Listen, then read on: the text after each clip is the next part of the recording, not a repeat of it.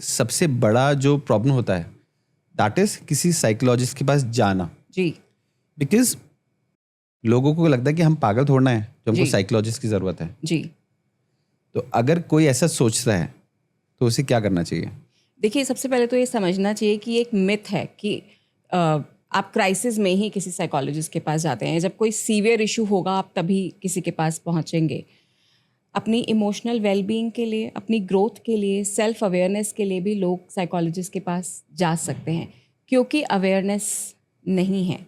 Okay बढ़ रही है स्पेशली मेट्रो सिटीज़ में, बट काफ़ी सारे छोटे सिटीज़ में उतना अवेयरनेस नहीं है, तो लोग पहुंच ही नहीं पाते हैं। और ओके अब लोग ये समझ रहे हैं कि करियर इश्यूज़ के लिए, डे टू डे इश्यूज़ के लिए, अपनी पर्सनल ग्रोथ के लिए, अपनी लाइफ की क्वालिटी और बेहतर करने के लिए भी वो पहुंच सकते हैं। बट स्टिग्मा बहुत ज़्यादा है, क्योंकि हमारी सोसाइटी भी थोड़ा शॉक्ड रिएक्ट करती है जब उनको पता चलता है कि परिवार का कोई मेंबर किसी साइकोलॉजिस्ट या क्लिनिकल साइकोलॉजिस्ट के पास जा रहा है।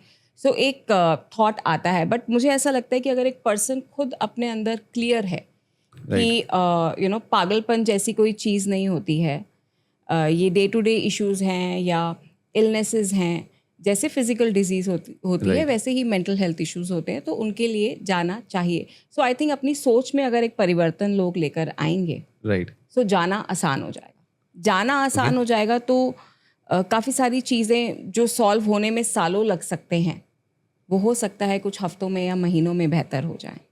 ओके। जनरली हम बोलते हैं कि अगर हमको डिप्रेशन के इश्यूज हैं या और इस तरह के कोई इश्यूज हैं हमें, राइट, तो हमें साइकोलॉजिस्ट के पास जाना चाहिए। But when it comes to relationship, जी, एक साइकोलॉजिस्ट रिलेशनशिप में कितना मदद कर सकता है? सी वो डिपेंड करता है क्वालिफिकेशन क्या है उनकी। Okay So if a person is qualified, certified, registered, licensed, then and they are trained in relationship counseling also.